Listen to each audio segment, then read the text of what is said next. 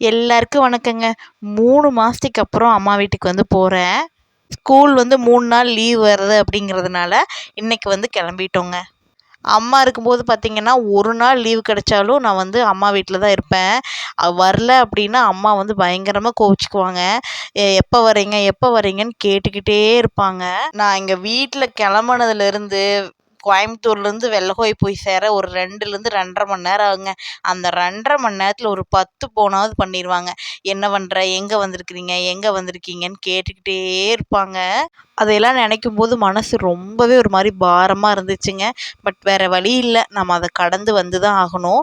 நெறையா பேர்த்துக்கு தெரிஞ்சிருக்கும். ஊத்துக்குளி வெண்ணெய் வந்து எவ்வளோ ஃபேமஸ் அப்டின்ட்டு. நம்ம வந்து வெள்ள கோயில் போறதுக்கு ஊத்துக்குளி வழியா தாங்க வருவோம்.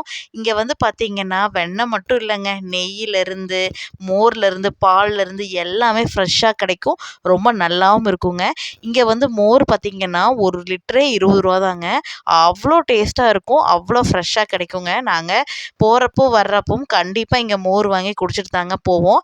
அப்படியே வர்ற வழியில ஃப்ரூட்ஸ் கடையில ஃப்ரூட்ஸ் வாங்கலாம்னு நிறுத்துனோங்க. துகிரா குட்டிக்கு இந்த ரம்பூட்டான் பழம் ரொம்ப பிடிக்குதுங்க.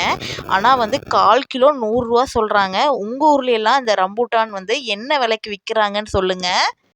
இன்னைக்கு வந்து ஆடி கடைசி வெள்ளிங்க. எங்க குலதெய்வ கோயிலுக்கு கொஞ்ச நாளா வந்து என்னால ட்ராவல் பண்ணி போக முடியல.